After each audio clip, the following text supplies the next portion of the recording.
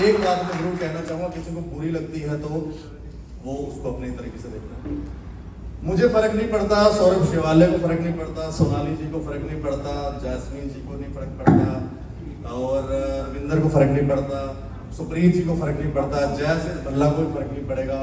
जितने लोग हैं उनमें से 90% फर्क नहीं पड़ेगा, लेकिन इन सब में कोई ना कोई ऐसा जरूर होगा जो इस फील्ड में नया होगा।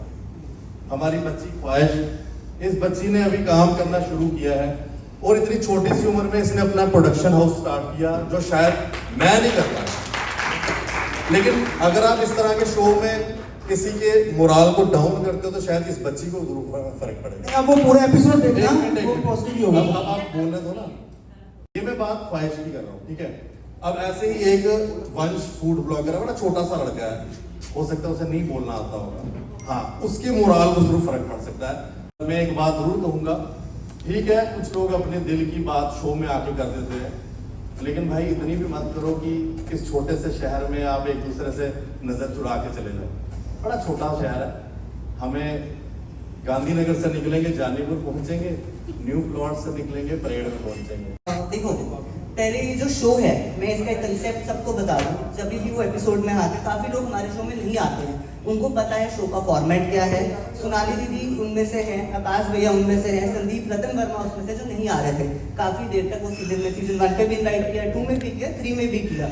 और जो लोग आए उन्होंने, काफी लोगों ने बोला कि हम कंट्रोवर्शियल नहीं देंगे। अमर भैया भी है उनमें से। और आपके ऊपर है, आपने जवाब देना है नहीं देना है, ये हम पूछते हैं। एक चीज, दूसरी चीज, लोग वही आते हैं उस शो में जो दिखना चाहते हैं, अपनी भड़ास दिखाना चाहते हैं। दिखना चाहने से मेरा मतलब है अपनी भड़ास।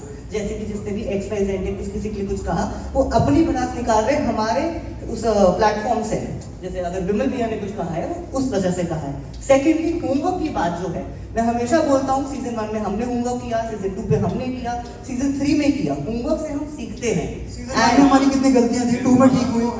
एंड एक और चीज, जो सब कुछ सीखा हुआ है वो इंसान जिस वंश की हम बात कर रहे हैं, मैं आपको एक चीज वंश की बता रहा हूँ। मैं आपको वंश की एक बात बता रहा हूँ।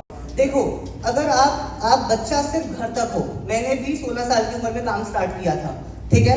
आज मुझे 15 साल हो गए, किसी ने मुझे भी सपोर्ट नहीं किया, गलतियों से सीखा, किया जो भी किया, ठीक है। वंश मार्केट में है, जब आप किसी से पैसे ले रहे हो ना, तो आप मार्केट में हो, वो आपको काम मांगेगा। वंश ने हमें आधा घंटा पहले कॉल किया, उसके मैनेजर ने हमें, सो कॉल मैनेजर ने, वो नहीं आ सकता। अब आपको भी पता है, ऑफ एन आवर में वो स्टोरीज डाल रहा था कि और पार्टी पे डांस कर रहा था, पार्टी में था। तो आप बताओ सर, सपोर्ट करना चाहिए। नहीं, एक second, I want to complete. मैंने जो बात कही, मैंने किसी और कॉन्टेक्स्ट में कही। नहीं, बट मैं एक चीज कंप्लीट करूंगा।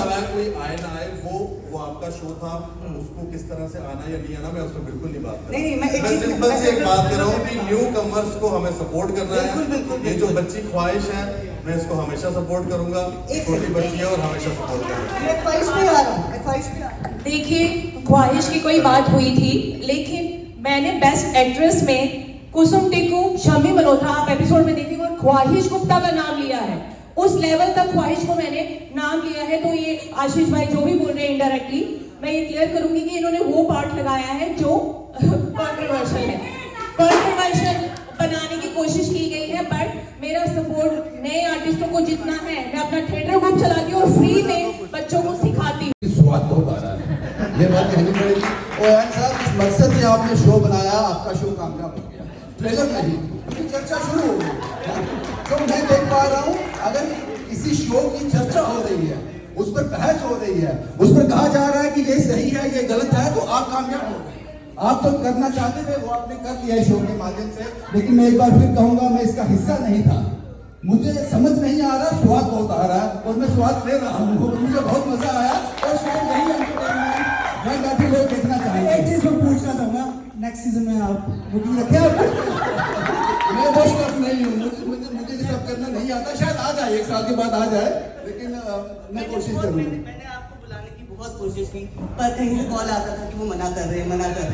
अगले सीजन में, अगला सीजन मुझे पता नहीं, अब मैं कुछ कह नहीं पाऊंगा, लेकिन मैं फिर कहूंगा कि स्वाद बहुत आया मुझे, और अभी और आना भी चाहिए। जब ये वायरल हो जाएंगी चीजें, तो मुझे लगता है कि बाहर हम जम्मू वाले क्यों सोचते हैं कि ये कॉन्टैक्ट नहीं बनना चाहिए, ऐसा नहीं बनना चाहिए। शायद इसीलिए यही कारण है कि हम पीछे चल रहे हैं। हम कहते हैं ना हम पीछे हैं, उसका कारण क्या है?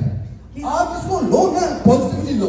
बिल्कुल। जैसे किसी ने कहा, मुझे याद नहीं, कि यहाँ पर चेहरे पे मुस्कुराहट तो है, एक दूसरे को हाय तो कह रहे हैं, लेकिन दिल से पता नहीं क्या सोच रहे हैं एक दूसरे के बारे में। आओ ना सामने खुल के साहब, पॉजिटिव वे में आओ ना। तो मुझे लगता है ये शो आपको वही आजादी देता है, और लोगों को, जो लोग आपकी शो का हिस्सा बनेंगे, मैं 100% श्योर उनको फेम मिलेगा। आज मैं ख्वाहिश को जानता भी नहीं, मुझे उनका चेहरा भी नहीं पता, मैं पूछ रहा था कौन है ख्वाहिश यहाँ पे, उनकी बात हो रही है ना, exactly, this is the thing, उनकी बात हो रही है, उनका जिक्र हो रहा है, तो मुझे लगता है कि आपका शो कामयाब है सर। मैं बोलना नहीं चाहता था, लेकिन रोक नहीं पाया अपने आप को।